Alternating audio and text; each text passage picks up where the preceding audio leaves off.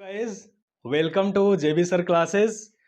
आज के क्लास में हम लोग स्टडी करेंगे क्लास 11 फिजिक्स का एक बहुत ही important topic projectile motion. Projectile motion क्या होता है, प्रोजेक्टाइल मोशन में मैक्सिमम रेंज क्या होता है, इसके मैक्सिमम हाइट क्या होती है और टाइम ऑफ फ्लाइट क्या होता है, इन सारे टॉपिक्स को आज हम लोग बहुत ही डिटेल में स्टडी करेंगे। बट इसको जानने से पहले हमको सबसे पहले जानना होगा मोशन क्या होता है। तो मोशन का सिंपल सा मतलब होता है जब अगर कोई बॉडी टाइम के रिस्पेक्ट में अपनी पोजीशन को चेंज करती है तो हम कह सकते हैं कि बॉडी मोशन कंडीशन में है। अब मोशन तीन तरीके से हो सकता है, किसी भी बॉडी का मूवमेंट, किसी भी बॉडी का मोशन तीन तरीके से हो सकता है। 1D motion, 2D motion and 3D motion. अगर कोई बॉडी एक स्ट्रेट लाइन में सीधी रेखा में मूव कर रही है, गति कर रही है, तो उसके मोशन को 1D मोशन बोलते हैं। अगर कोई बॉडी इस तरीके से मूव कर रही है तो उसके एक्स और वाई दोनों कंपोनेंट में मोशन हो रहा है, तो इस तरीके के मोशन को हम लोग 2D मोशन बोलते हैं। और अगर कोई बॉडी फ्री स्पेस में 3D कंडीशन में एक्स वाई एंड जेड तीनों एक्सिस के अंडर में मोशन कर रही है, तो इस तरीके के मोशन को हम लोग 3D मोशन बोलते हैं। तो आज जो हम लोग स्टडी करेंगे projectile motion, projectile motion is the part of 2D motion, यानी प्लेन मोशन, कि कोई बॉडी किसी प्लेन में है तो उसका मोशन कैसे होता है। ओके, तो प्रोजेक्टाइल मोशन को पढ़ने से पहले हमें समझना होगा कि प्रोजेक्टाइल क्या होता है।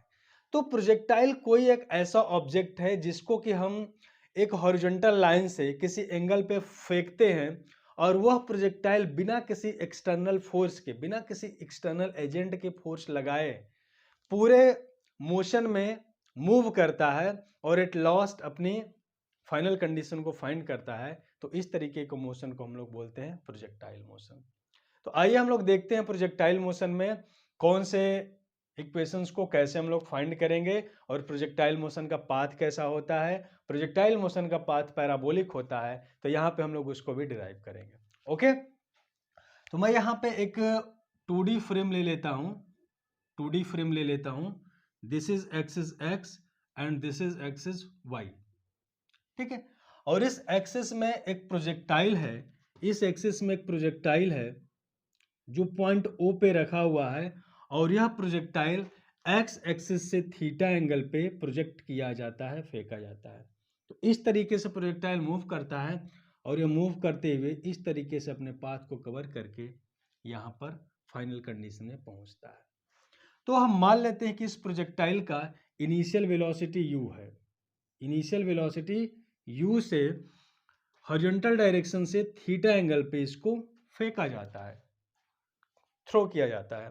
तो अगर इस पॉइंट पर इसकी वेलोसिटी u है और यह थीटा एंगल बनाता है हॉरिजॉन्टल डायरेक्शन से, तो अगर इसको इसके दोनों कंपोनेंट में रिजॉल्व करें तो इसका x कंपोनेंट क्या हो जाएगा, u cos थीटा, एंड इसका y कंपोनेंट हो जाएगा u sin थीटा। ठीक है, ये तो सिंपल सी चीज है। अब देखो प्रोजेक्टाइल क्या करेगा, यहां से मूव करते करते इस पॉइंट पे पहुंचेगा। This is the maximum height condition, यानी कि जब भी कोई प्रोजेक्टाइल अपने मोशन के दौरान मैक्सिमम हाइट पे पहुंचता है तो यहां से यहां तक के डिस्टेंस को हम लोग बोलते हैं मैक्सिमम हाइट।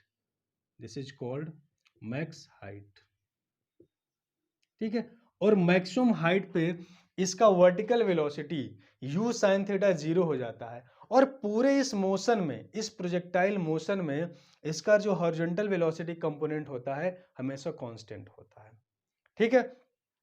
तो यहां पे क्या हो जाएगा, मैक्सिमम हाइट की कंडीशन में इसकी वेलोसिटी vy हो जाएगा 0 और vx यानी कि x डायरेक्शन में जो इसकी वेलोसिटी होगा उससे मूव करेगा। अब यहां पे बात आती है पार्टिकल पॉइंट O से इस पॉइंट P तक आता है। तो पॉइंट O से पॉइंट E तक का जो डिस्टेंस होता है इसको बोलते हैं मैक्सिमम रेंज, इसको बोलते हैं range of the projectile motion. इस प्रोजेक्टाइल मोशन का रेंज बोलते हैं, और इस प्रोजेक्टाइल मोशन के रेंज में, इस प्रोजेक्टाइल मोशन में जो इसका रेंज होता है कितना होता है, इसको हम लोग कैलकुलेट करेंगे।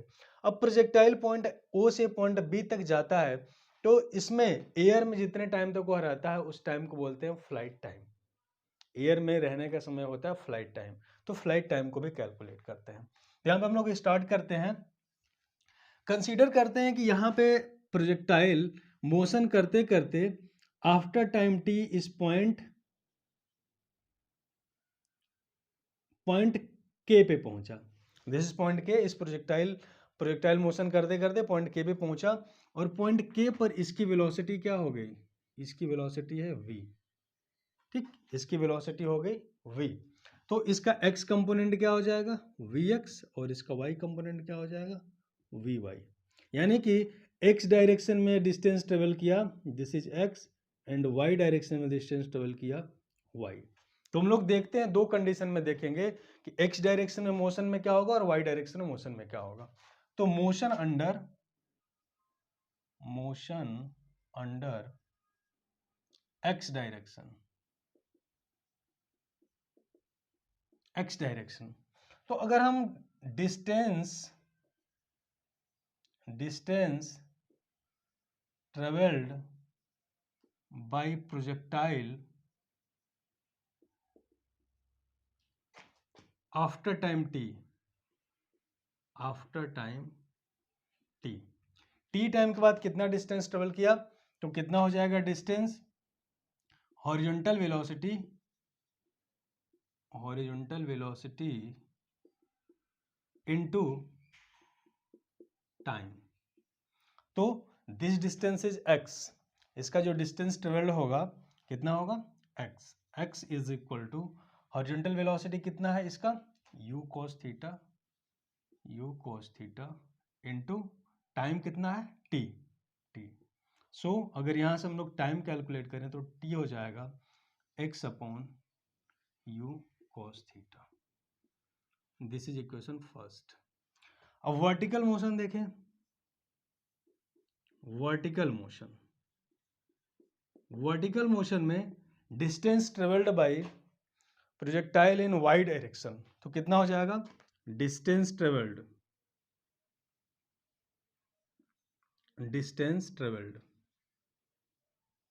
तो इसके लिए हम लोग क्या करेंगे? डिस्टेंस ट्रेवल करने के लिए इक्वेशन लगाएंगे हम लोग, s is equal to u t plus half AT square.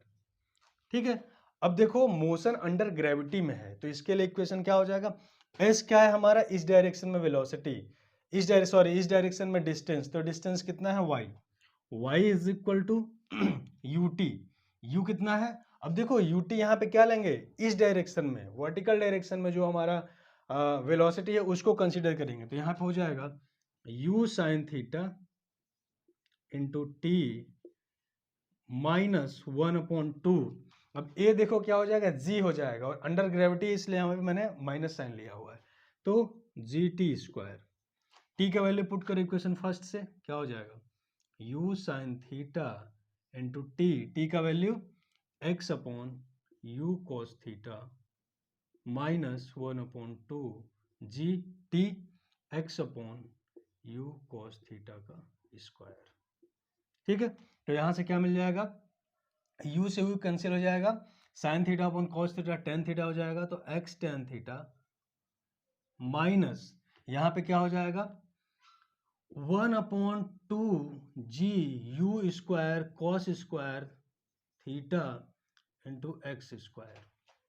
यानी कि यहाँ पे बन गया equation y is equal to x tan theta minus x square upon 2g u square cos square theta. तो यहाँ पे हम लोग क्या देख रहे हैं? x और y में अगर इसको हम कंपैरिजन करें तो इसको हम लोग कह सकते हैं y is equal to p x minus q x square. तो यहाँ पे हम लोग क्या देख रहे हैं? क्वाड्रेटिक इक्वेशन बन रहा है, क्वाड्रेटिक इक्वेशन। यानी कि x और y में क्या है? एक क्वाड्रेटिक इक्वेशन आ रहा है, और ये किसको रिप्रेजेंट करता है? यह पैराबोला को रिप्रेजेंट करता है। तो यहां से क्लियर हो गया कि कोई प्रोजेक्टाइल मोशन अगर जब मूव करता है तो उसका पाथ कैसा होता है? पैराबोलिक पाथ होता है। क्लियर हुआ? तो इसका पाथ कैसा होगा? Parabolic path. First thing is clear. ठीक है, यहां तक सारी चीजें क्लियर है। पैराबोलिक पाथ हो गया, क्योंकि x और y में क्या है? क्वाड्रेटिक इक्वेशन आ रहा है, तो क्वाड्रेटिक इक्वेशन पैराबोला को बताता है। ठीक है, चलो अब इसके बाद हम लोग देखते हैं कि यहां से यहां तक जब टाइम मूव किया तो इसको क्या बोलते हैं?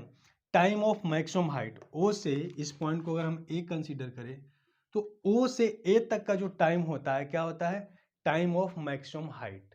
तो इसको हम लोग कंसीडर करते हैं, इसको कैलकुलेट करते हैं। Time of maximum height, time of maximum height, ठीक है। तो देखो मैंने क्या बताया कि मैक्सिमम हाइट की कंडीशन में इसका जो वर्टिकल वेलोसिटी होगा वो 0 हो जाएगा। तो equation v is equal to u plus a t, अगर इस इक्वेशन से हम लोग देखें तो v क्या हो जा रहा है, 0 हो जा रहा है, v is 0, v is equal to 0, और u क्या हो जा रहा है, u sine theta, u sine theta, minus a is gravity के अंदर है तो a हो जाएगा g, जी टी।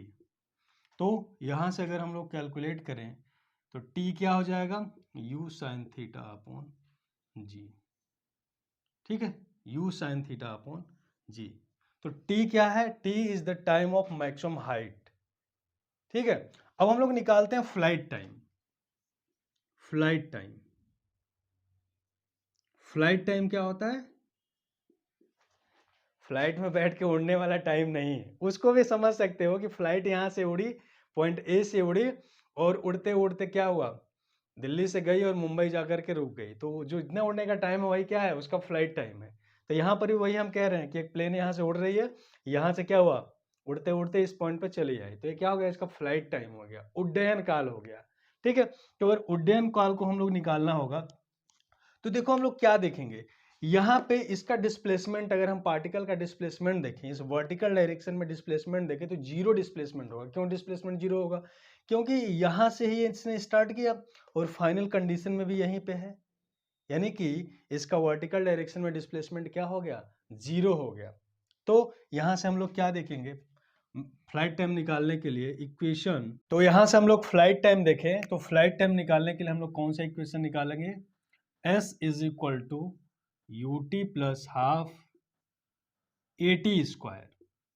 तो इसमें हम लोग क्या देखेंगे, यहाँ पे 0 हो जाएगा, and u, u sine theta, u sine theta, and t is T F, T f is what, T f is the flight time, minus half g t F, ji t F square. तो इस पूरे equation को अगर हम लोग solve करते हैं तो यहाँ से क्या मिलता है, यहाँ से मिलेगा फिर 0 is equal to u sine theta minus half g t f. तो यहाँ से अगर टी एफ को कैलकुलेट करें तो टी एफ हो जाएगा, t f is equal to 2u sine theta upon g. तो यहाँ से हम लोग क्या देख रहे हैं, टाइम ऑफ फ्लाइट जो टाइम ऑफ मैक्सिमम हाइट है उसका डबल है, यानी कि इसको हम लोग लिख सकते हैं 2t, T f is 2tm,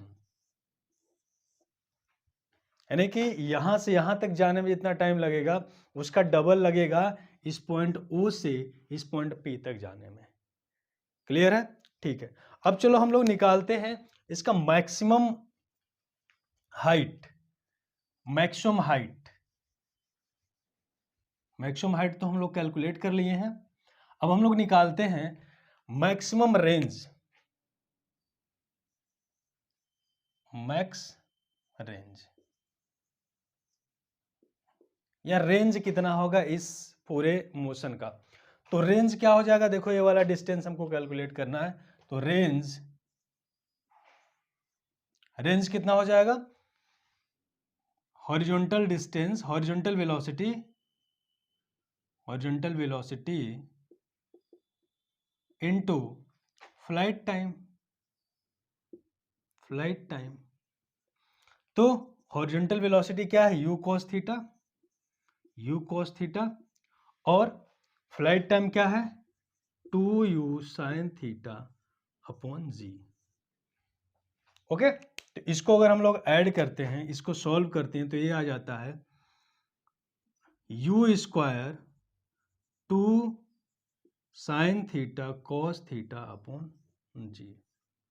you square 2 sine theta cos theta upon g, और यहाँ से इसको अगर हम सॉल्व करते हैं तो आ जाता है u square sine 2 theta upon g. ठीक है, तो this is the condition of maximum range.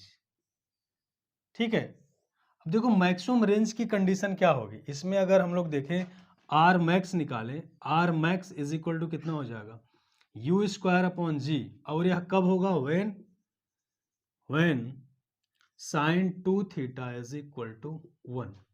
तो थीटा के किस वैल्यू के लिए साइन 2 थीटा का वैल्यू 1 होगा, तो यहाँ पे theta is equal to 45 degree.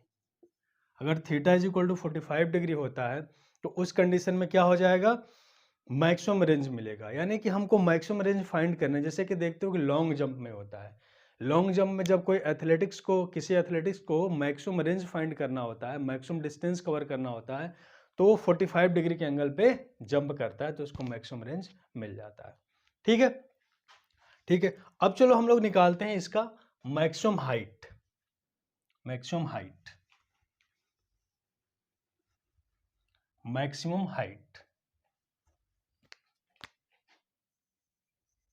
Maximum height.